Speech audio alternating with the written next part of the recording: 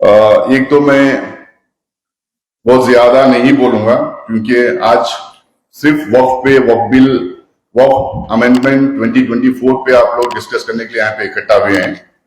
पहली बात तो मैं ऑर्गेनाइजर्स को मुबारकबाद देना चाहता हूं क्योंकि ये पहला मुस्लिम एडवोकेट्स का स्टेट लेवल कॉन्फ्रेंस हो रहा है, उनमें मुबारकबाद देना चाहता हूं। बहुत पहले उस दिन रात में जब आसिफ भाई फोन किए थे और बोले कि हम लोग प्रोग्राम ऑर्गेनाइज करते हैं, आपको आना होगा, तो मैं रेडीली एक्सेप्ट कर लिया था।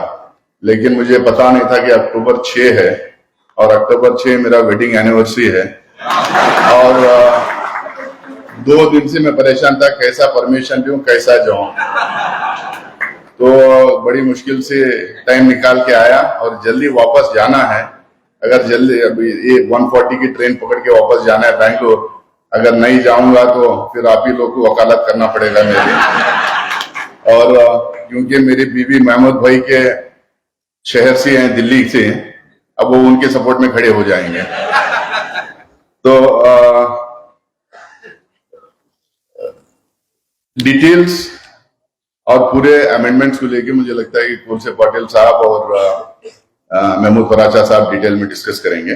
मैं कुछ इश्यूज इसमें हैं उसको ब्रॉडली मैं हाईलाइट करने की कोशिश करूंगा। बेसिकली हम लोग को ये समझने की कोशिश करना चाहिए कि आखिर ये बिल आई क्यों है और ये लाया क्यों गया है और इसके पीछे मकसद क्या है।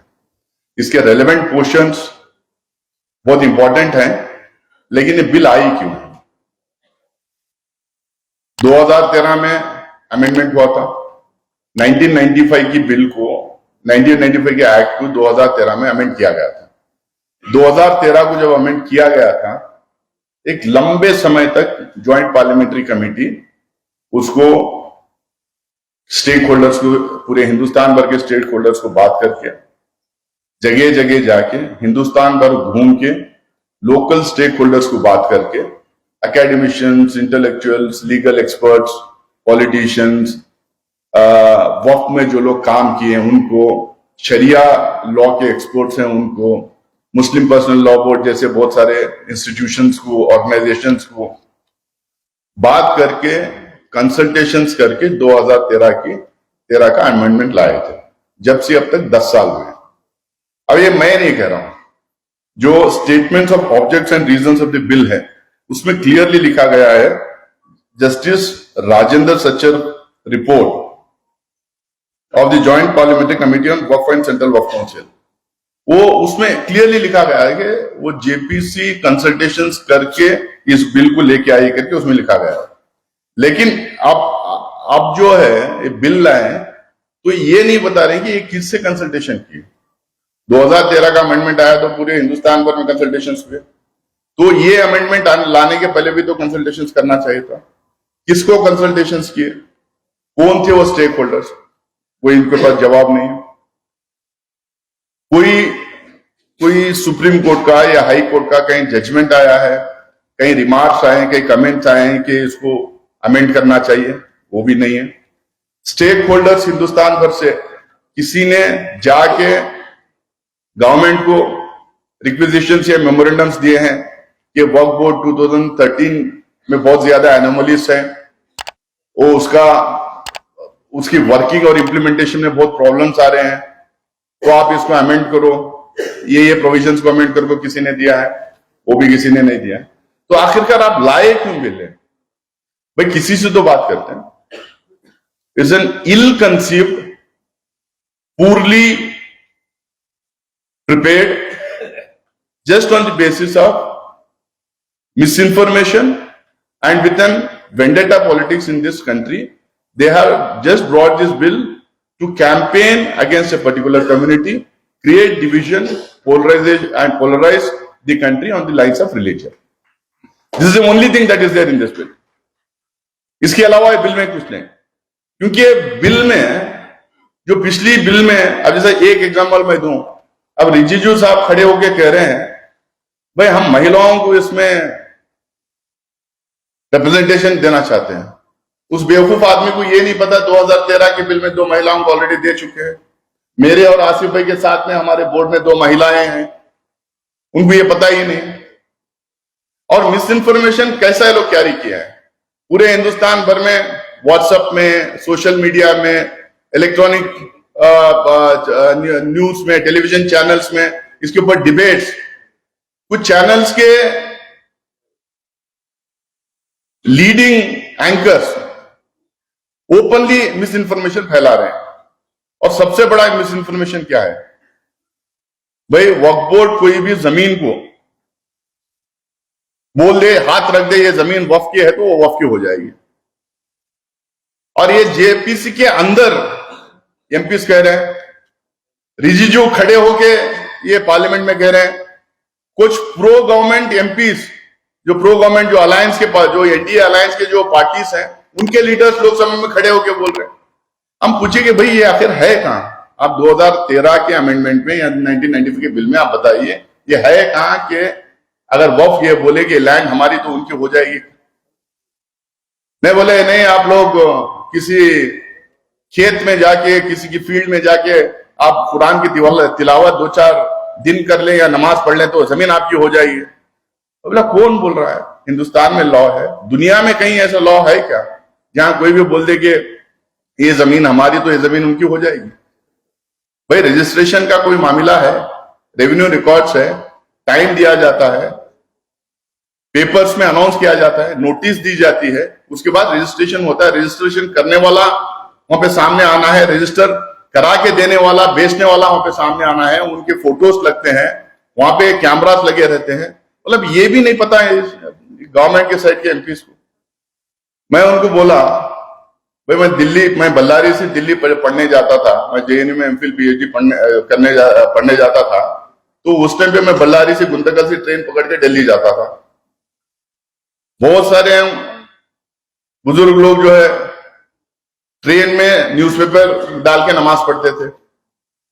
रमजान के महीने कई टाइम में सफर करने का मौका मिला था, रोजा रहता था तो मैं भी न्यूज़पेपर वहां पे बिछा के नमाज पढ़ता था।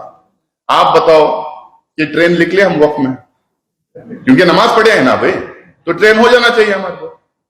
इसी तरह से फ्लाइट में भी कई लोग जो है मैं देखा हूं कि बैठे बैठे नमाज पढ़ते हैं। तो आप कितने एरोप्लेन, कितने एयरक्राफ्ट हम लिखा लें गवर्नमेंट ऑफ इंडिया के वक्त में? मतलब कोई तो बात की कोई लॉजिक होना चाहिए। मिस इन्फॉर्मेशन भी अगर फैला रहे हैं तो उसकी कोई लॉजिक होना चाहिए। मतलब बेतुके बातें वो लोग फैलाने की पूरी कोशिश कर रहे हैं। अब इन्होंने कहा 2013 में जब बिल अमेंड किया गया था तो 3 लाख 3.5 लाख एकड़ जमीन थी। आप कह रहे हैं कि 2024 में 9 लाख कैसा हो गया? भाई हम इनको कह रहे हैं कि उसके पहले डिजिटलाइजेशन नहीं था, वक्फ हमेशा था। 100 साल से 200, 400, 500, 1000 साल से भी वक्फ था। वक्फ के प्रॉपर्टीज थे, वक्फ बोर्ड नहीं था। वक्फ हमेशा रहा है, मस्जिदें रहे, कब्रिस्तान रहे, ईदगाह रहे, दरगाहें रहे, चिल्लागाह रहे, तकिया रहे, ये सब हमेशा से रहे हैं हमारे देश के अंदर। लेकिन कभी बोर्ड नहीं था, तो इसीलिए पता नहीं था किसी को कितने प्रॉपर्टीज हैं। जब बोर्ड बना, बोर्ड में रजिस्ट्रेशन शुरू हुआ, तो उस स्टेट को पता रहता था कि उनके स्टेट में कितने प्रॉपर्टीज हैं। क्योंकि सेंट्रलाइज्ड कोई पोर्टल नहीं था, सेंट्रलाइज्ड कोई डिजिटलाइजेशन नहीं था, तो किसी को यह नहीं पता था कि पूरे हिंदुस्तान में कितने प्रॉपर्टीज है। 2013 में जब शुरू हुआ धीरे धीरे डिजिटलाइज करने का, उस टाइम पे 3 लाख प्रॉपर्टीज थे। डिजिटलाइजेशन प्रोसेस आज तक भी चल रहा है। अब ये बिल में ये लाए हैं कि एक नया पोर्टल हम बनाएंगे, उसमें सारे प्रॉपर्टीज का रजिस्ट्रेशन होगा। पहली बात तो इनको ये पता नहीं, वामसी करके एक अलग डिपार्टमेंट है गवर्नमेंट ऑफ इंडिया के वक्फ काउंसिल में, वहां पे रजिस्ट्रेशन हो रहा है। पूरे हिंदुस्तान भर के प्रॉपर्टी जो रजिस्टर किए हैं वो उसमें ऑलरेडी दिखाई दे रहा है। कोई नई चीज नहीं है, ये सिर्फ क्रेडिट लेने की बात कर रहे हैं। अब इसमें ये कह रहे हैं कि 9 लाख प्रॉपर्टीज। अब उसमें एक बंदा कोई बैठ के बोलता है भाई 9 लाख प्रॉपर्टी, 9 लाख एकर्स वक्फ के पास है, 3rd largest land owner in the country, defence और रेलवे के बाद। पता नहीं ये कहां से आई ये बात, ये कौन कह रहा है, मुझे आज तक समझ में नहीं आती। क्योंकि ये जगह जगह कह देते हैं भाई Waqf board can not own, Waqf board doesn't own a single property in the country. Waqf board is not the owner of any Waqf land. Waqf board is only the custodian of Waqf properties, it is not the owner of property. तो पहली बात तो ये गलत है कि Waqf board कोई land own करता है। दूसरा, अब ले लें भाई, मसलन आप ही की बात ले लेंगे, 9 लाख एकर्स है। अब कोई कह रहा है कि भाई 2 दुबई के बराबर है, 3 कतर के बराबर है, 4 रियाद के बराबर है। मैं बोला कि यार अरे मैं नाम नहीं लूंगा क्योंकि हम जेपीसी में जो बात होती है बाहर हम बोल नहीं सकते, नाम किसी का नहीं लेंगे। बड़ा हाई रैंकिंग ऑफिसर था किसी एक स्टेट का, बहुत हाई रैंकिंग ऑफिसर था, अब एमपी है। मैं बोला यार आप अपने स्टेट में कितने दंगे फसाद करवाए हो, इस तरह की बात करके पहले बताओ हम लोग को, उसके बाद इसका जवाब देंगे हम। बोले अब रियाद में, कतर में या किसी छोटी मुस्लिम कंट्री में कितना पॉपुलेशन है? किसी कंट्री में 20 लाख है, किसी कंट्री में 30 लाख है, किसी कंट्री में 40 लाख है। अब वहां उस पॉपुलेशन को और इंडिया के मुस्लिम पॉपुलेशन को कंपेयर करेंगे? वहां के जो कंट्री का जो मतलब वो कंट्री का जो एक्सटेंट है उसको और इंडिया के एक्सटेंट को आप कंपेयर करेंगे? कहां 20 लाख 30 लाख की पॉपुलेशन की कंट्री, कहां दुनिया में लार्जेस्ट मुस्लिम पॉपुलेशन की कंट्री को आप कंपेयर कर रहे हैं? कहां 20 लाख 25 लाख, कहां 25-30 करोड़ को आप कंपेयर कर रहे हैं?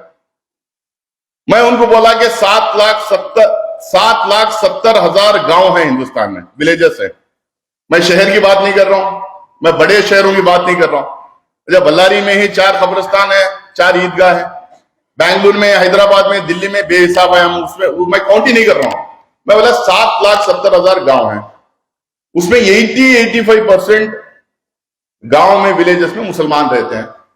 अब 80-85% विलेजेस में मुसलमान अगर रहते हैं तो समझो कि 7,70,000 में 7 लाख ही समझो या 6.25 लाख समझो विलेजेस में मुसलमान रहते हैं।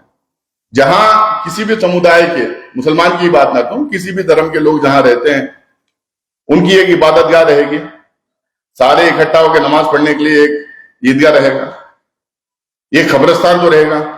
भाई हर धर्म के लोगों जब इंतकाल हो जाता है तो उनको दफनाने का, जलाने की कोई जगह रहेगी, तो हमारी जो है हमारे कब्रिस्तान रहेगा। मैं मस्जिद काउंट नहीं कर रहा हूं, मैं दरगाहें काउंट नहीं कर रहा हूं और दूसरे इंस्टीट्यूशंस काउंट नहीं कर रहा हूं। सिर्फ अगर 1 एकड़ हर विलेज में, हर गांव में 1 एकड़ कब्रिस्तान के लिए और 1 एकड़ ईदगाह के लिए अगर हमारे पास है, 10-10 एकड़ है, 20-20 एकड़ है, वो अलग बात है। तो 7 लाख एकड़ कब्रिस्तान के लिए हो गए, 7 लाख एकड़ ईदगाह के लिए हो गए, तो 14 लाख एकड़ हुए। अभी तो तुम 9 लाख ही रजिस्टर हुए यार, बाकी के तुम दिलाओ हम लोग को। तो उसके पास कोई जवाब नहीं। अब ये कह रहे हैं वक्फ बाय यूजर से हटा दो, वक्फ बाय यूजर हटा दो, वक्फ बाय यूजर की वजह से हिंदुस्तान में बहुत दंगे फसाद हो रहे हैं। तो हम लोग बोले कैसा हटाएंगे वक्फ बाय यूजर? नहीं, हटाना पड़ेगा, हमको डॉक्यूमेंट चाहिए। अब नया पोर्टल जो आएगा उसमें सारे प्रॉपर्टीज का री रजिस्ट्रेशन होना चाहिए। हम बताएंगे हम जाके इब्राहिम लोडी को, मोहम्मद बिन तुगलक को, राणा प्रताप को या शाहजहां को, औरंगजेब को या निजाम को या बहामन, इसको कहां से जाके पूछ के पेपर्स लेके आएंगे हम लोग? ये उनके बनाए हुए, उनके दान दिए हुए, उनके वक्फ किए हुए प्रॉपर्टीज हैं। अब उसमें पेपर में लिखते नहीं थे उस जमाने में। उस जमाने में तांबे पित्तल पे वो छोटे से इसमें लिखते थे, हम लोग फिल्मों में देखा है, कभी उसमें रियलिस्टिकली भी नहीं देखा, हम लोग फिल्मों में देखा है। अब कहां से लाएंगे? हमने बोला ठीक है चलो अब ये करवाते हैं। तो आप बताइए, हिंदुस्तान में राष्ट्रकूटास थे, चालुक्यास थे, चोलास थे, गंगास थे, कदम्बास थे, गुप्तास थे, मौर्यास थे, विजयनगर एम्पायर हमारे बल्लारी में था इतना बड़ा। आप बताइए कि इनके जमाने में इतने खूबसूरत मंदिरें बनाए हुए थे, इतने बड़े बड़े इबादतगाहें बनाए हुए थे, इतने मटास बनाए हुए थे, इतने स्वामीज को, संस को जो है बड़े बड़े लिविंग स्पेसेस दिए गए थे, उससे अटैच बहुत सारी जमीनें दिए गए थे। अगर 1 नेशन 1 लॉ की तो हम तो नहीं बात करते, हम तो डाइवर्स कंट्री की बात करते हैं। आप कहते हैं कि 1 नेशन 1 लॉ होना चाहिए। अगर 1 नेशन 1 लॉ होना चाहिए, आपके हिसाब से 1 लॉ सबके लिए होना चाहिए। तो अगर हमको आप प्रॉपर्टीज को वक्फ बाय यूजर हटा के आप सारे प्रॉपर्टीज के पेपर्स लो करके आप बोल रहे हैं, तो ये जो इतने जो डायनेस्टीज के टाइम पे जो बनाए हुए जो इबादत गाहें, मंदिरें हैं, उसके पेपर्स कहां से लाएंगे? वो भी तो देना पड़ेगा ना भाई, उनका भी तो रजिस्ट्रेशन होना चाहिए। तो ये कहां से लाएंगे? तो कोई जवाब इनको नहीं, इनके पास नहीं। हम बोले अब 9 लाख एकड़ की आप बात कर रहे हैं, हम डेटा निकाले, आंध्र प्रदेश, तेलंगाना, तमिलनाडु, ये सिर्फ तीन स्टेट में 12 लाख एकड़ हिंदू एंडोमेंट एक्ट के हैं। आप 9 लाख पूरे हिंदुस्तान के लिए कह रहे हैं, 12 लाख एकड़ अब वो हो भी सकते हैं क्योंकि इतना बड़ा मजहब है, अक्सरियत तो है, 80% हिंदुस्तान में एक कम्युनिटी है, तो वो हो भी सकते हैं। हम मानते हैं कि उसमें होना चाहिए। अगर आपका होना चाहिए तो फिर हमारा भी होना चाहिए, तो उसके लिए कोई उनके पास लॉजिक नहीं है। अब ये वॉक बाय यूजर हटाएंगे तो होगा क्या? अब वॉक बाय यूजर हटाएंगे तो हर प्रॉपर्टी के लिए पेपर लाना पड़ेगा। अब अगर पेपर हर प्रॉपर्टी के लिए नहीं लाएंगे हम, तो फिर कहेंगे जो है ये जबरदस्ती ये लैंड लेके ये बनवाया गया है, या जबरदस्ती लैंड वक्फ में छीनी गई, इसके ऊपर फिर कोर्ट में जाएंगे, कलेक्टर के पास जाएंगे, इसके ऊपर दंगे फसाद होंगे। अब दूसरी बात, इन्होंने कहा कि जो है सारे पावर्स हम निकाल के कलेक्टर को दे देंगे। फिर हम सवाल किए कि हमारे वक्फ का झगड़ा, वक्फ का डिस्प्यूट ज्यादातर गवर्नमेंट के साथ है। अब गवर्नमेंट के साथ डिस्प्यूट अगर है, मेजॉरिटी ऑफ द केसेस पूरे हिंदुस्तान में सुप्रीम कोर्ट में और हाई कोर्ट्स में है, उसमें वक्फ के केसेस सरकार के खिलाफ है। अब सरकार के खिलाफ है तो सरकार का जो रिप्रेजेंटेटिव डिस्ट्रिक्ट में रहता है वो डिस्ट्रिक्ट कलेक्टर होता है। अब डिस्ट्रिक्ट कलेक्टर जब रिप्रेजेंटेटिव सरकार का है, अब उसको जज बना के उसी के लैंड के ऊपर बिठाएंगे कि अपने उसके ऊपर हम केस किए और वो खुद ही जज बन जाएगा। उसके ऊपर वो अक्यूज्ड है और खुद ही वो जज बन जाएगा। ये कैसा होगा? और हमने देखा है हिंदुस्तान में, हम लोग हर दिन इंटरेक्ट करते हैं डीसी से, एसपी से, ये लोग किसकी बात सुनते हैं? ये लोग कहते हैं कि हम लॉ इंप्लीमेंट करते हैं, बट ज्यादातर जो सरकार रहती है उसकी बात सुनते हैं। सरकार बोलेगी भैया गवर्नमेंट लैंड, तो फिर गवर्नमेंट लैंड हो जाए।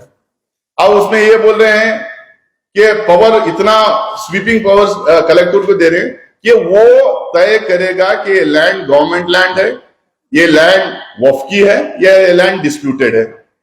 अब कोई एक बंदा, कोई भी हो सकता, कोई भी फ्रिंज एलिमेंट, वो ले जाके किसी भी गांव में एक एप्लीकेशन डीसी को दे देगा। अब टाइम लिमिट है नहीं कि डीसी ये कितने दिन में डिस्पोज करे, तो डीसी उसको रखा रहेगा।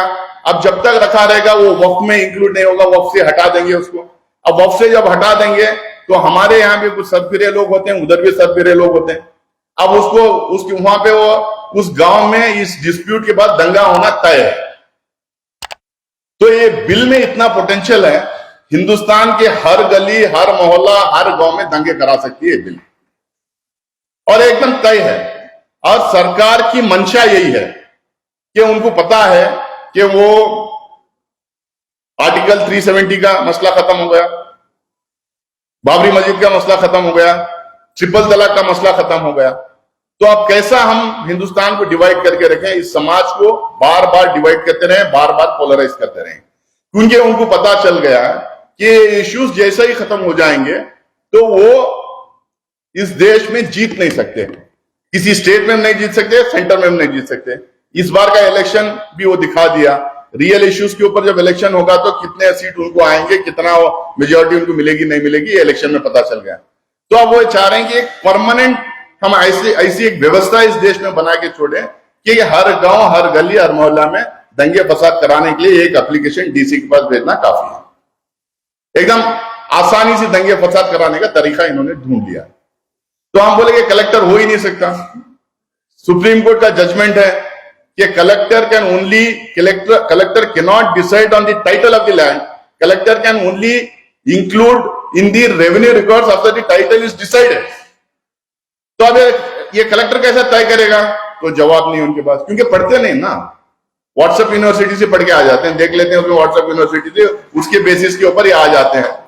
एमपीज भी बन जाते हैं, एमपीज भी बन जाते हैं और व्हाट्सएप यूनिवर्सिटी के दम पे जो है बहस करने लगते हैं। जब ये बोले तो ये है सुप्रीम कोर्ट का जजमेंट है, तो उनके पास उसके लिए जवाब नहीं। तब आप बोल रहे हैं कि ट्रांसपेरेंसी होना चाहिए। अब ट्रांसपेरेंसी के लिए कह रहे हैं कि दो हिंदूज को, हिंदू कम्युनिटी के दो बंदों को उसमें डाल दो।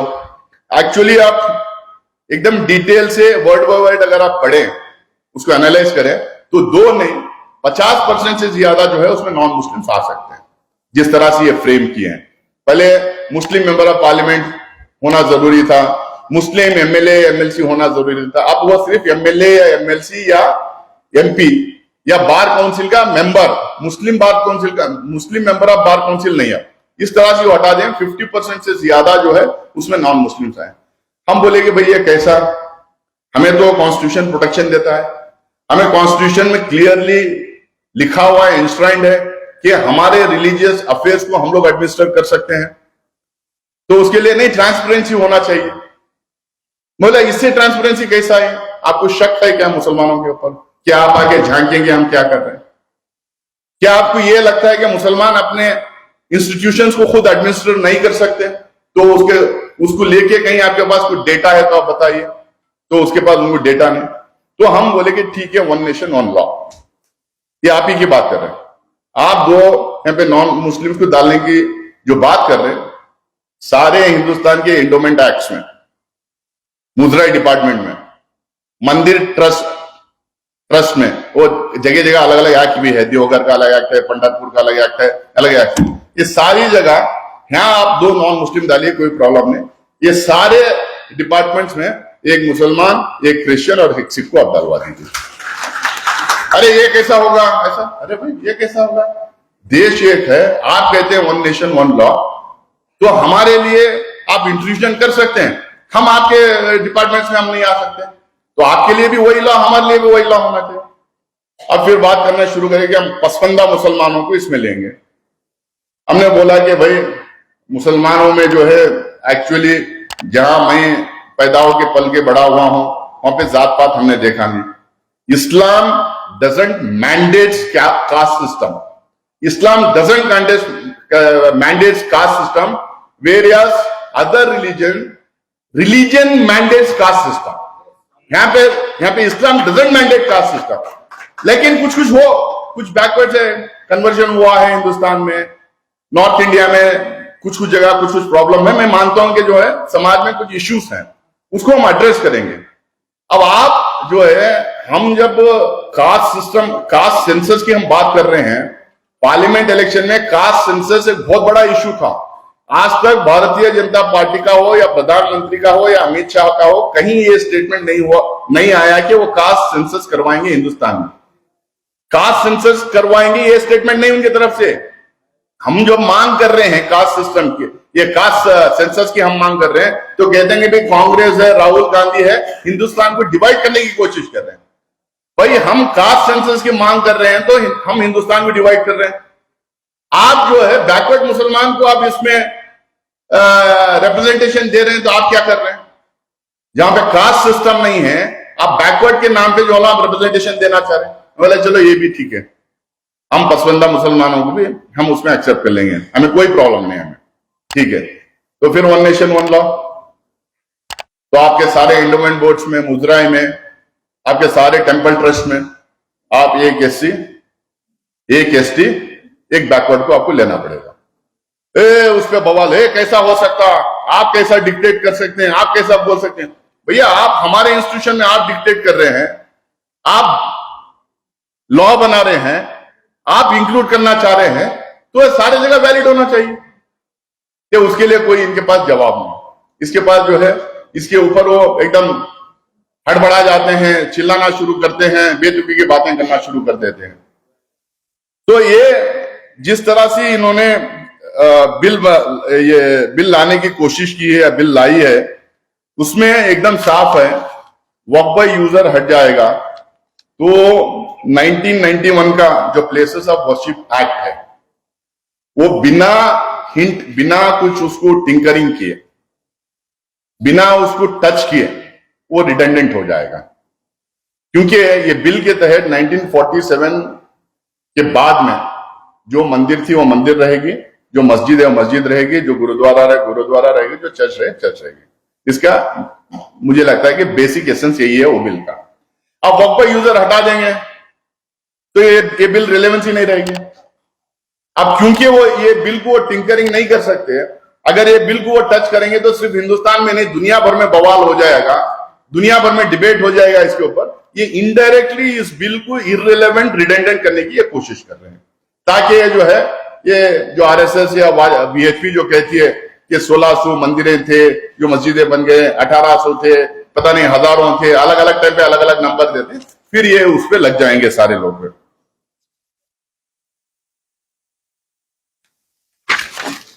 अब इसमें ट्राइब्यूनल की बात आई। अब कह रहे हैं कि भाई ट्राइब्यूनल जो है most dangerous part of Waqf administration है, उसमें मुसलमान है, ये वक्फ का ट्राइब्यूनल है। अब वो सारी लैंड पे जो कोई केस कर दे रहा है और वक्फ डिक्लेयर कर दे रही है वक्फ लैंड है।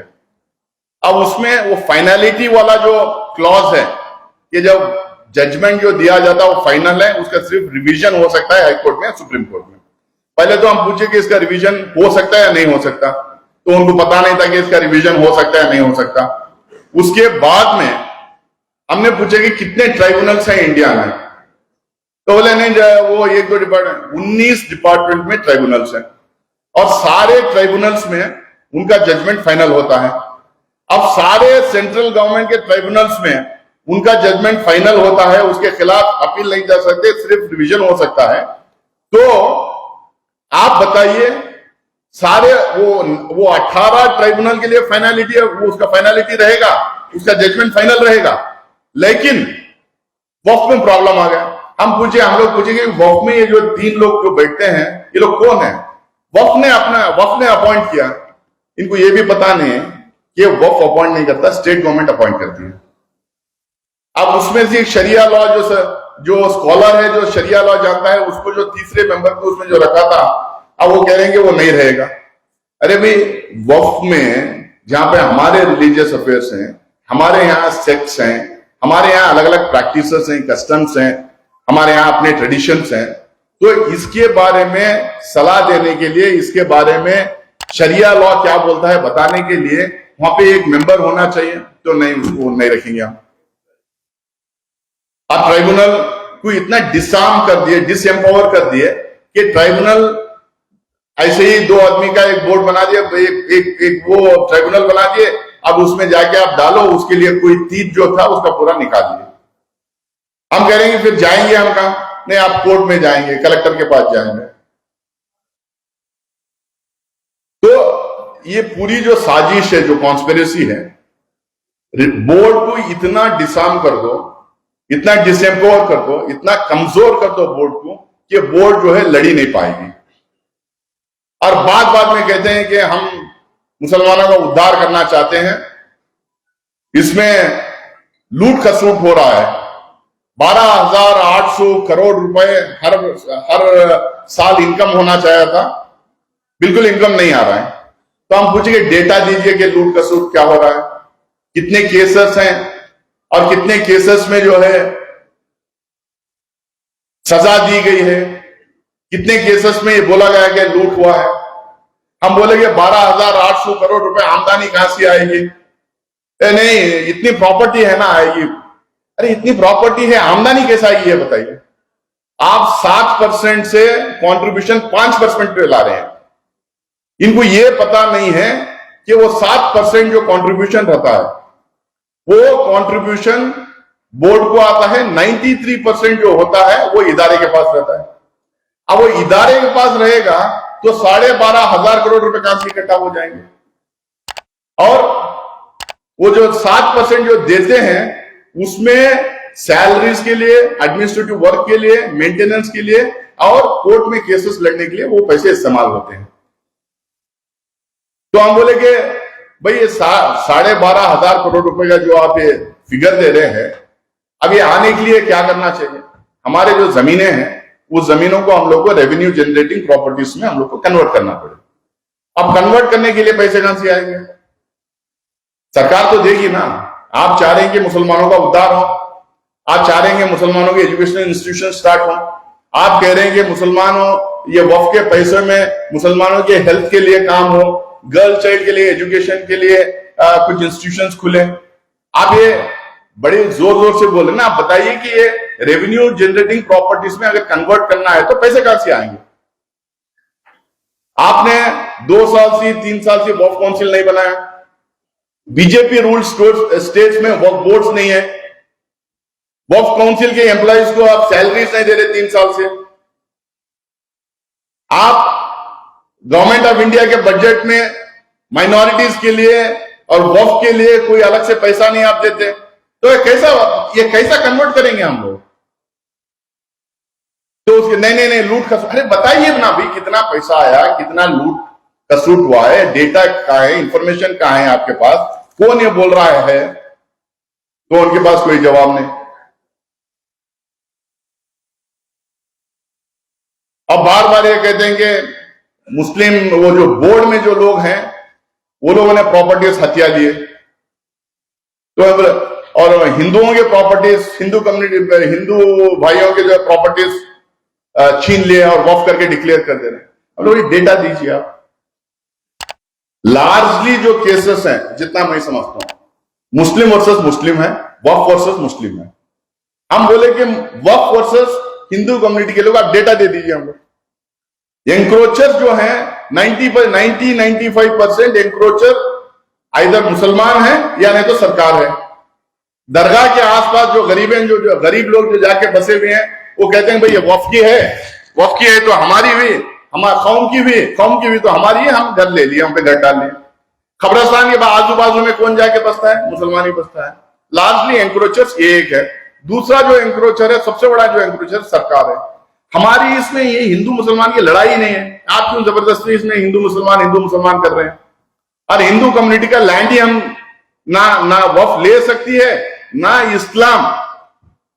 इस्लाम ये परमिशन देता है कि किसी की हत्या हुई लैंड या किसी की इलीगली एंक्रोच की हुई लैंड वक्फ कर सकते हैं। इस्लाम परमिशन ही नहीं देता। ना हम मस्जिद बना सकते वहां पे, ना दरगाह कर सकते, ना कब्रिस्तान बना सकते, ना ईदगाह नहीं बना सकते। या तो कोई वक्फ करे, नहीं तो सरकार उसको दे, या नहीं तो एक वक्फ इंस्टीट्यूशन और जमीन खरीदे अपने पैसों में। इतना ही इसमें प्रोविजन है। नहीं फिर वो मतलब डेटा मंगाइए आप इतना जो झूठ फैला रहे हैं, दंगा करवाने का जो काम कर रहे हैं आप, इतना विस्पर कैंपेन आप चला रहे हैं, रूमर मॉन्गरिंग पूरे देश भर में आप कर रहे हैं, तो हमें डेटा दीजिए। तो इनके पास कोई डेटा नहीं। हम बार बार ये करेंगे, इसमें हिंदू कम्युनिटी को कुछ लेना देना ही नहीं है। इसमें सरकार हमारी जमीनें ले ली हैं, तो सरकार से हम लड़ रहे हैं, और सरकार से जो लड़ रहे हैं कोर्ट में लड़ रहे हैं, कोर्ट में केसेस हैं। इसमें दूसरे और किसी मजहब के लोगों को कुछ लेना देना नहीं, ये हमारा प्राइवेट मैटर है। तो नहीं, आप लोगों ने हैदराबाद में डिक्लेयर कर दिया, वहां पे डिक्लेयर कर दिया अपनी लैंड करके। मुझे जो समझ में आ रहा है, हैदराबाद में जेपीसी गई थी, चेन्नई गई थी, मुंबई गई थी, अहमदाबाद और बैंगलोर में जेपीसी टूर हुआ था। मुझे स्पेशली हैदराबाद जाने के बाद मुझे जो समझ में आया, कुछ बैंगलोर में भी जो समझ में आया, मैं वो सर इसको हम लोग को एड्रेस करने की जरूरत है। देखिए, बहुत सारा जो लैंड, जो दरगाहों को, ईदगाहों को जो दिया गया था, इनाम लैंड दिया गया था। अब इसमें मुस्लिम रूलर्स भी दिए थे, हिंदू रूलर्स भी दिए थे, ब्रिटिश गवर्नमेंट भी दिए थे। What ever may be the form of the government at that time, वो लोग इनाम लैंड दिए थे। कई स्टेट्स में इनाम अबोलिशन एक्ट आया, कई जगह लैंड सीलिंग एक्ट आया, कर्नाटका और केरला में लैंड रिफॉर्म्स एक्ट भी आया। जब ये एक्ट्स आए तो ये इनाम, एक तो इनाम अबोलिशन हो गए, इनाम लैंड चले गए उसमें। अब ये लैंड रिफॉर्म्स आ गए, तो ये बड़े बड़े जो जमीनें थे वो वापस लिए गए। पंजाब गवर्नमेंट क्या की है, उनका जब इनाम अबोलिशन जो एक्ट पंजाब गवर्नमेंट जब लाई, तो उसने बोला कि Waqf lands will be excluded from this act. Waqf land इसमें इंक्लूड नहीं करेंगे। उसी तरह से गुरुद्वारा के लैंड्स भी इंक्लूड नहीं करेंगे, इसीलिए वहां पे लैंड्स बचे हुए हैं। आज जो है लार्जेस्ट लैंड बैंक अगर वक्फ के पास अगर है तो वो पंजाब में है, क्योंकि हमारे इनाम अबोलिशन एक्ट में हमारे जमीनें वहां गए नहीं। अब इसके बाद ये तो हो गया, इसके बाद सुप्रीम कोर्ट जजमेंट आया, हाई कोर्ट जजमेंट आया, फिर सुप्रीम कोर्ट का भी शायद आया। इसमें कई जजमेंट है। भाई once a Waqf is always a Waqf. High court का भी आया, सुप्रीम कोर्ट में once a Waqf is always a Waqf. फिर अब वंस जब वक्फ हो गया तो ता क़यामत तक वो वक्फ रहेगा, कोई उसको ले नहीं सकते। तो फिर लैंड अबोलिशन में आप कैसा लैंड ले लेंगे? फिर आप ये लैंड सीलिंग एक्ट में कैसा ले लेंगे? लैंड रिफॉर्म्स में कैसा ले लेंगे? ये सवाल उठा। तो ट्राइब्यूनल्स क्या किए, जो लैंड सरकार इनसे लेके दूसरों को बांटी थी, वो सारे लैंड्स को वक्फ करके दोबारा जो है सर्वे रिकॉर्ड्स में, दोबारा रेवेन्यू रिकॉर्ड्स में चढ़ा दी। अब वो लोग कह रहे हैं कि हम 50 साल से 60 साल से यहाँ पे खेती करते थे, कोई कह रहा है कि हम घर बना के यहाँ पे रह रहे हैं, सरकार कह रही कि हम बस स्टैंड बना दिए, रेलवे स्टेशन बना दिए इसके ऊपर, अब ये कैसा आपको देंगे। तो इसके ऊपर जो है मुझे लगता है कि एक फाइनल सुप्रीम कोर्ट का एक जजमेंट आना चाहिए, इसके ऊपर क्लैरिटी होना चाहिए, ताकि जो है ये वंस फॉर ऑल ये खत्म हो जाए कि भाई ये जमीन जो इनाम अबॉलिशन में जो गई, लैंड सीलिंग में गए, लैंड रिफॉर्म्स में गए, ये वक्फ लैंड को वापस आ सकती है या नहीं आ सकती, इसकी मुझे लगता है कि एक फाइनल जजमेंट की तरफ हम लोगों को कोशिश करना चाहिए, ताकि सबसे बड़ा miss campaign, miss information campaign जो चल रहा है इसी के ऊपर चल रहा है, ये बेसिस है। तो इसके अलावा बहुत सारे ऐसे बात ये लोग जो हम फैलाने की कोशिश कर रहे हैं। अब 12,800 करोड़ की मैं बात की है, तो हम लोगों ने पूछा हमको, भाई मस्जिद में तो कोई इनकम होता नहीं है, कोई ऑफरिंग्स मस्जिद पे जनरली करते नहीं है, और दरगाह में करते हैं, वहां पे सज्जादेगान रहते हैं और खादिम रहते हैं, वो लोग आपस में बांट लेते हैं। कुछ कुछ जगह छोटे मोटे कमर्शियल कॉम्प्लेक्सेस बनाए हैं, वो मस्जिद के, दरगाह के या नहीं तो ईदगाह कब्रिस्तान के मेंटेनेंस के लिए उसमें उतना पैसा आता है। अब ये 12,800 करोड़ का आप जो बोल रहे हैं, फिर हम लोगों को जो है दफनाने के लिए हम लोगों को रेट्स रखना पड़ेगा। मस्जिद में जो लोग जाते हैं नमाज पढ़ने के लिए, उनके लिए बोलना पड़ेगा कि भाई फजर की नमाज के लिए आप गए तो इतना पैसा, जोहर को इतना, ईशान को इतना, जुम्मा को थोड़ा ज्यादा रहेगा, और ईद की नमाज को तो और ज्यादा हम रखेंगे पैसा। तो उनसे कलेक्ट करें, फिर बोलेंगे ये हमारा इनकम है। और हम अब जैसा बहुत सारे लोग हम लोगों ने सुना है, हमारे बुजुर्ग लोग कहते हैं भाई मेरे कफन दफन का पैसा मैं अलग से रख के जाता हूं या जाती हूं, ताकि मेरे बाद जो है मेरे पैसे में मुझे दफनाना। अब हम ऐलान कर देंगे भाई यहाँ पे आमदनी की जरूरत है, कफन दफन का भी रखिए, कब्रिस्तान के लिए भी आप अपने जहां दफनाते हैं आपको, तो उसके लिए भी जो है अलग से पैसा निकाल के रखे जाएगी जब जो है हमें आमदनी होगी। तो ये बेतुके के जो मिस इन्फॉर्मेशन ये लोग फैला रहे हैं, ये जो लोगों को वर्गलाने का ये काम कर रहे हैं, तो इसको जो है हम काउंटर करने की जरूरत है। एक तो पॉलिटिकली हम लोग काउंटर कर ही रहे हैं, हम जेपीसी के अंदर एक एक अमेंडमेंट पे लड़ रहे हैं। हम कोई 31 मेंबर्स में 17 सरकार की तरफ से हैं, इंडिया अलायंस के हैं, 14 इंडिया अलायंस के हैं। हम किसी पे भी बहुत आसानी से जो है उनको छोड़ नहीं रहे हैं, हर चीज में हम डेटा इंफॉर्मेशन पूछ रहे हैं, और लड़ाई जमकर हो रही है। आपकी आवाज, आपके इमोशंस, आपके सेंटिमेंट्स को हम बाकायदा वहां पे हर मीटिंग में हम लोग रख रहे हैं। स्टेक होल्डर्स, ये हमारा ही ये था कि हम जेपीसी बनाए, इसके ऊपर पहले तो बहुत हम लोगों ने मेहनत की कि जेपीसी बने, बिहाइंड द सीन्स बहुत काम किया गया था, जेपीसी बने। जब मेंबर्स आए तो माशाल्लाह एक से एक धुरंधर लोग उसमें आए हैं, अब पूरी तरह से वहां पे लड़ रहे हैं और पूरा स्टडी करके आ रहे हैं। उसमें कई लॉयर्स भी हैं, कई अच्छे लॉयर्स उसमें हैं, तो वो लोग बात कर रहे हैं, तो बात उसमें उनके पास कुछ है नहीं बोलने के लिए। अब उनको लग रहा है कि जितना डिपोजिशन हो रहा है, जितने विटनेसेस आ रहे हैं हिंदुस्तान भर से, यानी तो हिंदुस्तान भर में अब स्टेक होल्डर से मिलने के लिए जाना पड़ता है। अब अमित शाह अनाउंस कर दिए हैं कि विंटर सेशन में ये बिल को लेके आएंगे, तो अब देश भर में घूमना पड़ेगा, स्टेक होल्डर से मिलना पड़ेगा, तो अब जगह जगह जा रहे हैं। अब ये लोग क्या किए हैं, एक नई स्ट्रैटेजी बना ली है। 99% जो डिपोजिशन हो रहा था वो इस बिल के खिलाफ हो रहा था। जितना अपोजिशन वो क्यूआर कोड के वजह से वो मेल स्किल्स में आया, वो 80-90% जो है इसके खिलाफ आया। अब इनको लगा अब पूरा ही खिलाफ में आ गया, तो फिर जेपीसी की रिपोर्ट में ये आ जाएगा सारा। अब ये आ जाएगा जेपीसी रिपोर्ट में, तो फिर ये फेस कर नहीं पाएंगे पार्लियामेंट को। अब ये जो बिल लाए हैं उसमें बहुत ज्यादा और अमेंडमेंट्स कर नहीं पाएंगे, तो ये लोग नया तरीका शुरू किए। भाई हर कम्युनिटी में, हर देश में, हर एरिया में गद्दार लोग तो रहते हैं।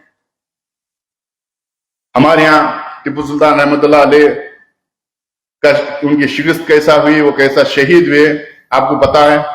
कलकत्ता में क्या हुआ पता है, मीर जाफर, मीर सादिक हर जगह रहते हैं और हर कौम में रहते हैं। अभी वो क्या किए हैं, अलग अलग ऑर्गेनाइजेशंस बनवाए।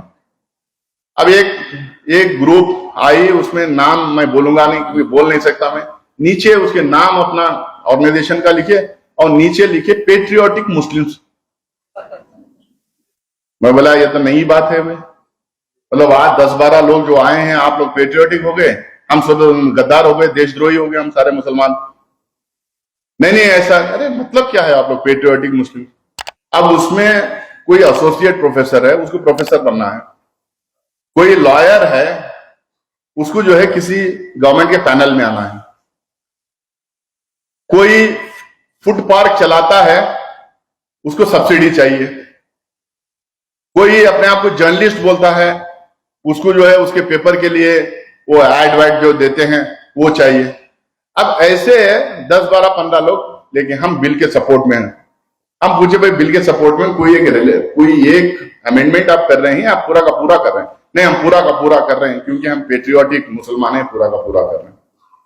उसके बाद में ऐसे ये कोई राष्ट्रीय मंच, मुस्लिम राष्ट्रीय मंच करके कोई है, अब वो लोग आए भाई हम, अब उसमें एक बंदा कह रहा है सर सारे वक्फ बोर्ड में अर्बन नक्सल्स रहते हैं।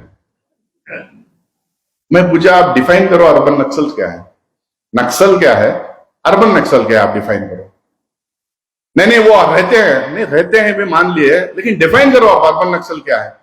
नक्सल क्या है, नक्सलिज्म कहां से शुरू हुआ है, कौन सी पार्टी नक्सलिज्म नक्सल विचारधारा की है, आप बोलो तो हम लोग को। नहीं वो ऐसा है, वो फिर वो तुरंत कूद पड़ जाते हैं बीजेपी के एमपी, कहते हैं नहीं ये ऐसा सवाल नहीं पूछ। अरे ऐसा कैसे नहीं सवाल पूछ सकते, आप एक वर्ड इस्तेमाल करें तो आपको पता होना चाहिए कि उसका मायने क्या है, आप उसको डिफाइन करना चाहिए अगर पूछा जाए तो। अगर मैं कोई बात कहता हूं ना, उसकी पूरी जिम्मेदारी लेता हूं, तो वो जब आके डिपोज कर रहा है जेपीसी के सामने, वो कह रहा है कि अर्बन नक्सल्स रहते हैं इसमें, तो वो डिफाइन करें नक्सलिज्म क्या है और अर्बन नक्सल क्या है। नहीं, इनका कोई जवाब नहीं उसके ऊपर। अब कुछ लोगों को ये ले लेगा कि ये खड़े किएंगे, ये इसमें कुछ लोग जो है ये कब्जा करके रखे हैं और बांट लिए हैं, ये हिस्सा कर्नाटका का एक मेंबर का रहेगा, ये एक हिस्सा है वर्मा। मैं बोला यार कैसा इसमें मेंबर्स बनते हैं, हम लोग को नहीं ले। मैं बोला कि आपकी बीजेपी की गवर्नमेंट यहाँ पे थी, 4 नॉमिनेटेड मेंबर्स रहते हैं, आपको क्यों नहीं बनाई आपकी बीजेपी की? अगर आपकी पार्टी आपको नहीं बना रही तो हम क्या कर सकते हैं? और जो दूसरे सारे होते हैं, बार काउंसिल से लेके एमएलए से लेके एमपी से लेके मुतल्ली तक, ये जीत के आते हैं, बाकायदा इलेक्शन होता है उसमें। वो मैं उसको पसंद करूं या ना पसंद कर रहा हूं, मेरा चाहने वाला हो या ना हो, लेकिन जीत के आ रहा है। ये डेमोक्रेटिक सेटअप है। मेजॉरिटी बोर्ड में जो रहेगा वो डेमोक्रेटिकली इलेक्टेड होकर आएगा। अभी जो ये लोग बोर्ड बना रहे हैं, इसमें नॉमिनेशन 80-90% होगा, इलेक्टेड मेंबर्स 1-2 होंगे उसमें। आप जो कंट्री अपने आप को बोस्ट करती है कि हिंदुस्तान की ओल्डेस्ट डेमोक्रेसी है, अब वो तो अब मॉडर्न डेमोक्रेसी तो चले गए। हम जानपदास महाजनपदास के टाइम से भी ऋग्वेदाम लिखा है, उसमें लिखा है बोलते हैं। तो आप एक इंस्टीट्यूशन जो बनाया है, उसका पार्लियामेंट के एक्ट के तहत बनाया गया है, वो कंप्लीटली डेमोक्रेटाइज्ड बॉडी है, उसके अंदर की डेमोक्रेसी आप खत्म करके नॉमिनेटेड बॉडी आप बनाना चाह रहे हैं। तो ये इन जैसे कुछ लोगों को ले लेके आके वो बिठा के आप डिपोज करने की कोशिश कर रहे हैं कि हम बिल के फेवर, ये बताना चाह रहे हैं कि मुसलमान, बहुत सारे मुसलमान बिल के फेवर में भी हैं। मैं इतना ही आप लोगों को कहूंगा, इस तरीके के गद्दार लोग हर समय हर कौम में पैदा हुए हैं, उनको आइडेंटिफाई हम लोग को करना पड़ेगा और उनके खिलाफ निडर होके बोलना भी पड़ेगा और खड़े होना भी पड़ेगा। पैसिवली हम अगर आप कहें कि हम हमारे कौम के लिए लड़ेंगे, देश के लिए लड़ेंगे, हमारी डेमोक्रेसी के लिए हम लड़ेंगे, तो नहीं चलेगा। हम लोगों को बेखौफ होकर उनके खिलाफ बोलना पड़ेगा ये गद्दार है, ये कौम के साथ गद्दारी कर रहा है। तो ये बहुत सारे इस तरह के इश्यूज हैं। सरकार पूरी कोशिश करेगी कि विंटर सेशन में इसको लाए जाए। हम जगह जगह जो जेपीसी के मेंबर्स हैं, हिंदुस्तान में बड़े बड़े कॉन्फ्रेंसेस करवा रहे हैं। पटना में बहुत बड़ा कॉन्फ्रेंस हुआ, उसमें मैं गया था। रांची में बहुत बड़ा कॉन्फ्रेंस हुआ, उसमें मैं, इमरान मसूद हमारे सहारनपुर के एमपी, मौलाना मुहिबुल्लाह साहब जो रामपुर के एमपी भी हैं और पार्लियामेंट मस्जिद के इमाम भी हैं, वो गए थे। हैदराबाद में हुआ था, हम तीनों के साथ में संजय सिंह साहब गए थे। अब भोपाल, जयपुर, दिल्ली, लखनऊ में भी इस तरह के कॉन्फ्रेंसेस करवाने की कोशिश कर रहे हैं। इंशाल्लाह हम बैंगलोर में भी इस तरीके के कॉन्फ्रेंसेस कॉन्फ्रेंस हम करवाएंगे। ये बड़ी तादाद में हम कॉन्फ्रेंसेस इसलिए करवा रहे हैं, एक तो इसके प्रोटेस्ट में, दूसरा अवेयरनेस क्रिएट करें, तीसरा हमारे लोगों को पता भी चलना चाहिए कि वक्फ नाम की चीज कुछ होती है। ये हमारे इंस्टीट्यूशंस हैं, हमारे पूर्वजों ने इनको बनाया था, अभी भी हमारे लोग इसको वक्फ करते जा रहे हैं अपनी अपनी प्रॉपर्टीज में। इसको बचाना भी है और इसका सही इस्तेमाल भी कैसा करना है, इसको भी हम लोग को इसका भी हम लोग को अवेयरनेस क्रिएट करने की जरूरत है। क्योंकि मुझे याद है हमारे बचपन में हम लोग जब मस्जिद जाया करते थे या दरगाह या किसी भी ईदगाह वगैरह जाया करते थे, तो जो ऑर्गेनाइजिंग कमेटी होती थी उसमें ज्यादातर government servants, school teachers, advocates, engineers, ये लोग उसमें रहा करते थे। शहर के हैसियतमंद लोग उसमें रहा करते थे, खानदानी लोग उसमें रहा करते थे। अब अनफॉर्चुनेटली फॉर वेरियस रीजंस, क्योंकि मैं वक्फ पिछले 6 साल से वक्फ बोर्ड का मेंबर हूं कर्नाटका में, और बहुत कीनली कोई भी मैं मीटिंग मिस नहीं करता, और बहुत कीनली जो है कीन इंटरेस्ट इसमें लेके एक एक इंस्टीट्यूशन के अंदर में घुस के देखने की कोशिश करता हूं कि उसमें क्या है करके।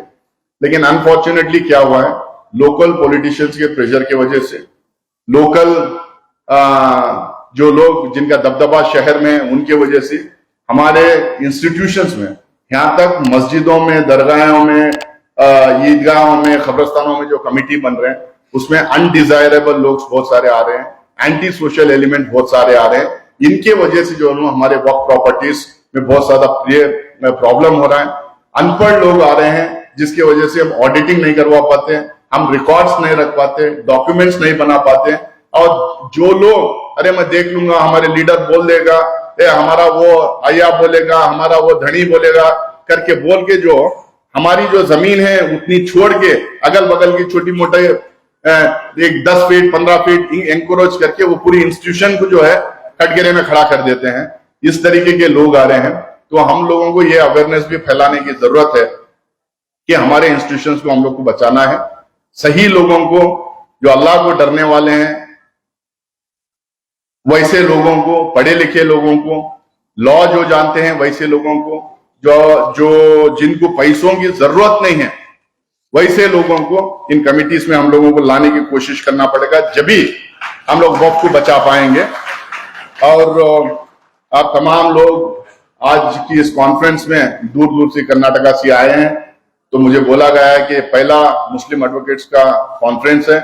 आज बहुत अच्छी शुरुआत है। इंशाअल्लाह आने वाले दिनों में इससे बड़े बड़े कॉन्फ्रेंसेस देखने को मिलेगा। और आप लोगों का अपना एक रोल है सोसाइटी के अंदर।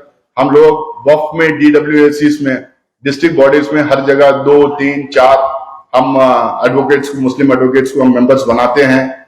कई जगह वाइस चेयरमैन भी बनाते हैं। माजिद भाई मेरे यहाँ डिस्ट्रिक्ट से बैठे हैं, वो खुद भी कई बार मेंबर भी रहे हैं, वाइस चेयरमैन भी रहे हैं। तो हम लोग यहाँ पे हर डिस्ट्रिक्ट में बनाने की कोशिश करते हैं ताकि हमारे मुस्लिम एडवोकेट्स हमारे इश्यूज को जाने, हमारे इश्यूज को लड़ें। मैं तो ये कहता हूं सिर्फ डिस्ट्रिक्ट लेवल में नहीं, हर एक वक्फ इदारे में एक एक वकील को रखना चाहिए हम लोग, हर एक वक्फ इदारे में, ताकि लॉ पता रहे, कितने कदम आगे बढ़ना है, कितने कदम पीछे रहना है, ये वही लोग समझा सकते हैं। तो इनको सारे कमिटीज में रखने की बात कर रहे हूं। और दूसरी बात, महमूद भाई, ये पांचों जगह गए थे, जेपीसी का टूर हुआ था और बहुत सारे लोग वहां पे भी आके डिपोज किए। कर्नाटका में और हैदराबाद में कुछ लॉयर्स आए थे, मतलब गैर मुस्लिम लॉयर्स थे। जिस तरह से वो लोग आके डिपोज किए, जिस तरह से झूठ को भी सच बना के पेश कर रहे थे, हम लोग काउंटर किए उसमें। मैं किया काउंटर, असद भाई किए, कल्याण बनर्जी, संजय सिंह, ये लोग सब काउंटर किए हम लोग, वो अलग बात है। लेकिन जिस तरह से वो लोग आर्टिकुलेट होके एक एक चीज जो है जो रख रहे थे, ऐसा लग रहा था कि वो जो कह रहे हैं एकदम बिल्कुल सही है, बिल्कुल सही कह रहे हैं, उनके पास डेटा है। ऐसा पूरी कमिटी इतना अटेंटिवली उनको सुन रही थी, क्योंकि जो वो बहुत आर्टिकुलेट तरीके से एक एक सेक्शन, एक एक क्लॉज, एक एक सब क्लॉज याद करके आए हुए थे।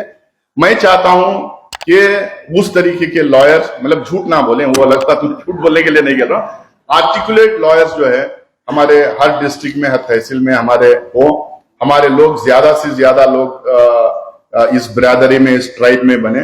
आज हिंदुस्तान में, मैं नाम नहीं लूंगा, गिने चुने कॉन्स्टिट्यूशनल एक्सपर्ट्स हैं मुसलमानों में, गिने चुने, क्योंकि यूनिफॉर्म सिविल कोड के ऊपर हम कांग्रेस पार्टी में, मैं कांग्रेस पार्टी के प्रेसिडेंट का सलाहकार होने के नाते मैं बहुत सारे इस तरह के जो इश्यूज आते हैं तो उसके ऊपर कांग्रेस प्रेसिडेंट और राहुल जी के साथ में वर्कशॉप में ऑर्गेनाइज करता हूं, कॉन्फिडेंशियल मीट्स ऑर्गेनाइज करता हूं। उसमें यूनिफॉर्म सिविल कोड में जब बात हुई, अब वक्फ के ऊपर हम करना चाह रहे हैं बहुत सारे चीजों में, तो हम ढूंढते हैं कि भाई हमारे कम्युनिटी से 2-4 लॉयर्स ऐसे हों जो इसके ऊपर जो है डिस्पैशनेटली और शरिया भी जाने और साथ में जो बहुत आर्टिकुलेट होके, क्योंकि हाईएस्ट लेवल पे जब डिस्कशन हो रहा तो उस तरीके के लॉयर्स हो, तो बड़ा मुश्किल से हम लोग को 2-4 नाम मिलते हैं। हमें चाहिए कि ज्यादा से ज्यादा हमें लॉयर्स को तैयार करें। हमारा इंटेलेक्चुअल कैपिटल बहुत वीक है, हम एज ए कम्युनिटी बहुत मजबूत है, लेकिन हमारा इंटेलेक्चुअल कैपिटल बहुत वीक है। हम लोगों को ज्यादा से ज्यादा लोग यूनिवर्सिटीज जाएं, ज्यादा से ज्यादा लोग रिसर्च में जाएं, ज्यादा से ज्यादा लोग लॉ करें, ज्यादा से ज्यादा लोग हिंदुस्तान के बाहर जाके पढ़ें और बाहर जाके नॉलेज गेन करके आके हमारे कम्युनिटी को लीड करें। ये मेरी दुआ है। और आप लोगों को भी इस अवेयरनेस को गांव-गांव, गली-गली आप लोगों को फैलाना है। और खासकर मैं क्यों कह रहा हूं कि हमें लॉयर्स हर सतह पे चाहिए। अभी 3-4 दिन पहले वो एक स्वामी ने जो हुजूर के बारे में जो बोला है, गुस्ताख रसूल जो उसने बोला है, अब उसमें हिंदुस्तान के कोने कोने में एफआईआर होना चाहिए था। हिंदुस्तान के कोने कोने में एफआईआर होना चाहिए था। और कौन करवाएगा एफआईआर? पॉलिटिशियन के साथ में जो एक लॉयर जाएगा, एक लॉयर उसके साथ में खड़ा रहेगा, सही से कंप्लेंट ड्राफ्ट करेगा, रेलेवेंट सेक्शंस उसमें डालेगा और सुप्रीम कोर्ट जजमेंट्स उसमें कोट करेगा, हाई कोर्ट जजमेंट्स उसमें कोट करेगा, जब भी तो वो कंप्लेंट रेलेवेंट हो सकता है। मॉब लिंचिंग्स पूरे हिंदुस्तान में हो रहे हैं। मैं परसों झारखंड गया था 2-3 दिन पहले, वहां पे 11 मुसलमान मॉब लिंचिंग में मारे गए थे over a period of 1.5 year, लेकिन उनको कोई कंपनसेशन नहीं मिला था। तो मैं सीएम के पास पूरे डेलीगेशन को ले जाके मिलाया, अब वो रिलीज कर रहे हैं, एक अलग बात है। लेकिन जैसा ही मॉब लिंचिंग होती है, जैसा ही हेट स्पीच होती है, जैसे ही इस तरीके के राइट्स होते हैं, तो हमारे लॉयर्स जमीन पे उतर के suo motu cases, suo motu अपने तरफ से जो है बिना किसी के कहे, बिना किसी के कॉल पे, बिना किसी के ऑर्गेनाइजेशन या कोई पॉलिटिशियन के कॉल पे जो है अपने आप एक्टिवेट करके ग्रुप ले जाके लीगल एड देना, केसेस करवाना, इनके खिलाफ खड़े रहने का काम करना चाहिए। और उसके लिए सिर्फ लॉयर्स ने, लॉयर्स जो हमारे मेजॉरिटी कम्युनिटी में जो सेक्युलर प्रोग्रेसिव लॉयर्स हैं, जिसके एक प्रतीक जो है, जिसके एक सिंबल हमारे पुलसे पाटिल साहब है, वैसे जो है लॉयरों के साथ में हम लोगों को अपने आप को अलाइन करना पड़ेगा और जगह जगह, गांव-गांव में हम लोगों को स्प्रेड आउट होके ये काम करना पड़ेगा। क्योंकि पॉलिटिशियंस पुलिस में फोन करेंगे, पॉलिटिशियंस स्टेटमेंट देंगे, प्रेस कॉन्फ्रेंस करेंगे, लेकिन जाके कोर्ट में केसेस लड़ नहीं पाएंगे और लीगल एड दे नहीं पाएंगे। इसीलिए आपकी जो कौम है, आपकी जो ट्राइब है, आपका कबीला जो है, इसको आपको बढ़ाना पड़ेगा। ये जो लॉयर्स का जो ट्राइब है, इसको बढ़ाना पड़ेगा और अच्छे लॉयर्स भी आना चाहिए। और मैं फाइनली मैं मुबारकबाद देना चाहता हूं पुलसे पाटिल साहब जैसे लोगों को। बहुत सारे लोग को ये लगता है कि मुस्लिम पॉलिटिशियंस बात नहीं करते, स्टेटमेंट नहीं देते और हमारा रिप्रेजेंटेशन पार्लियामेंट और असेंबली में कम हो रहा है। तो मैं ये कहूंगा कि डिवीजन इतना है, पोलराइजेशन इतना है, कई जगह जीतना भी मुश्किल हो जाता है। अनलेस बहुत ही मुस्लिम डोमिनेटेड कॉन्स्टिट्यूंसी ना हो तो बड़ा मुश्किल हो रहा है आज के दिन इलेक्शन जीतना। खर्चा भी इतना ज्यादा हो रहा, पार्लियामेंट इलेक्शन में 60-70 करोड़ 100 करोड़ तक जाता है, असेंबली इलेक्शन में 25-30 करोड़ 40 करोड़ तक जाता है। तो ये है, लेकिन मैं यकीन के साथ कहूंगा हम लोगों को मायूस होने की जरूरत नहीं है। रिप्रेजेंटेशन आज कम है, कल बढ़ेगा, परसों और बढ़ेगा, लेकिन हमें मायूस होने की इसलिए जरूरत नहीं है क्योंकि हमारे पास पुलसे पाटिल साहब जैसे लोग भी इस देश में जिंदा हैं। हमारे सेक्युलरिज्म को हमारे गंगा जमुना तहजीब को बचाने के लिए और बरकरार रखने के लिए और हमारे देश की अक़लियतों को, बैकवर्ड्स को, दलित्स को, ट्राइबल्स को उनका हक दिलाने के लिए, उनके लिए लड़ने के लिए, उनके लिए खड़े होने के लिए ऐसे लोग जिंदा हैं। इनकी वजह से सेक्युलरिज्म इस देश में बचा हुआ है, इनकी वजह से देश में डाइवर्सिटी बचा हुआ है।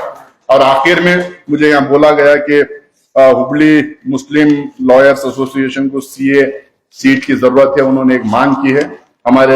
मेरे दोस्त यूथ कांग्रेस के और हुबली अर्बन डेवलपमेंट अथॉरिटी के चेयरमैन यहाँ शाकिर सनदी बैठे हैं। मैं आप लोगों की तरफ से रिक्वेस्ट करता हूं कि एक सीए सीट उनको अलॉट करें ताकि उनकी एक्टिविटीज के लिए वो काम आए। इन तमाम, मैं अपनी बात खत्म करते हुए इतना ही कहूंगा कि हम लोगों को गद्दारों से अलर्ट रहना है, अवेयरनेस क्रिएट करना है, एक होना है और इस बिल के खिलाफ जितना हम लड़ सकते हैं लड़ें, उसके बाद अल्लाह के ऊपर छोड़ें। बहुत बहुत शुक्रिया आप लोगों का।